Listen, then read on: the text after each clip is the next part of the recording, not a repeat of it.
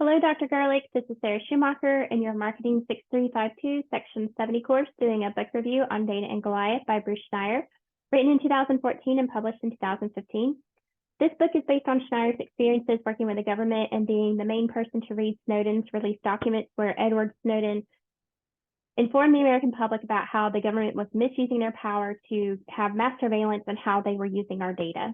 So the data has two purposes in this book. The first is for government surveillance, and the second is for the marketer, how we can bring them profit.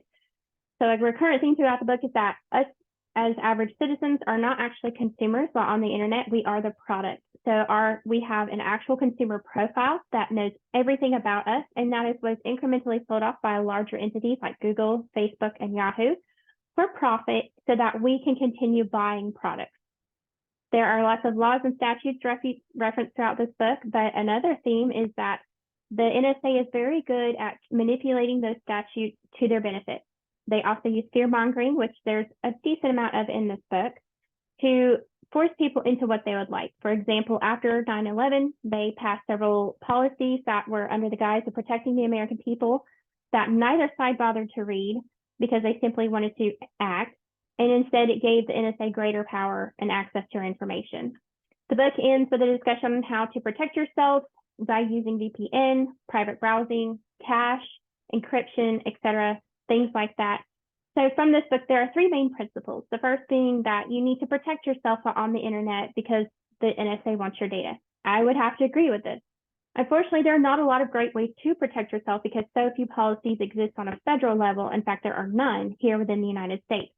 In Europe, there is the GDPR, or the General Data Protection Regulations, that establishes how their consumers' data is protected, kept, and shared. The US has not adopted the GDPR. They only have two policies online that are strictly enforced, such as the Children's Online Privacy Act to protect them from predators, and then also the California Consumer Privacy Act, which is only applicable to those in California and in limited capacity. The second policy is that general public needs to voice their concerns about mass government surveillance. And until we do, nothing is going to change. That's 100% correct. What Schneier's concern is that the future of our online privacy is in the hands of upcoming generations. This is also true. Right now, 99% of Gen Z and millennials use the internet. 96% of Gen X use the internet, and only 75% of baby boomers use the internet. But Gen Z is the generation that's coming into adulthood who will have a large play in this game. They are the generation who has completely grown up in the digital age. They are fully desensitized to internet security. They do not understand the ramifications like the other generations who have not grown up in that atmosphere. So the last principle is that the internet is overall not a bad thing. There just needs to be better protections. So if you're reading his book, the feeling is that the internet is a bad, bad place because the government makes it very bad. And I do have to agree that there is still some good with the internet.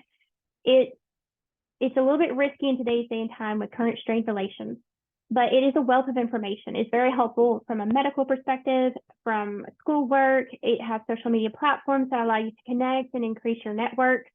Consumerism particularly has surged online, especially since the pandemic, due to new softwares and technologies that make shopping online so much simpler than in the brick and mortar. So do I think that policy relations about data will change in the near future? Probably not. The state of the world today does not preclude that we will reach amicable deals, especially with entities like Russia and China. There's a war with Ukraine currently with Russia. Just yesterday, Cisco destroyed $23.34 million worth of spare equipment parts in Russia to further cripple their ability to fight. A lot of this war is taking place online because other countries are trying to prevent Russia from profiting. Schneier's book is also very out of date. He often talks about Facebook in a positive manner as being some sort of trailblazer for consumer protection, but in reality, Facebook in 2019 had to make a settlement of $5 billion with the FTC due to misleading disclosures about the risk of misuse of user data.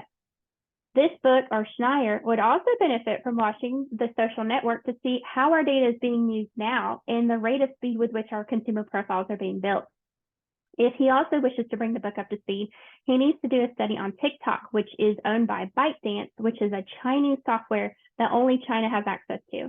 Right now, that's one of the biggest unknowns in this fight with Russia and Ukraine. It's a highly intelligent software that's always learning and storing data, but only China has access to it. Political relations are at even greater unrest than when he wrote this book in 2014.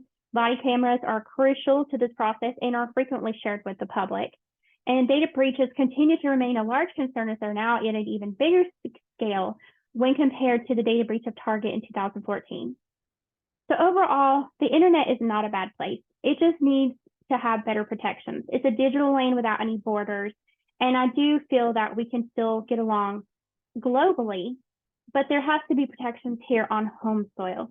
So we need to have more open conversations about how our data is being used. We need to educate the younger generation so that they understand the ramifications of what happens to our data when it gets into the wrong hands. The U.S. needs to fix their known security breaches instead of using it for their personal gain, because we as citizens still have a right to be protected, whether that be in the physical presence or on the online realm.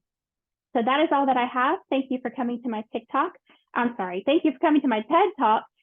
And if you have any questions, please feel free to let me know. Thank you.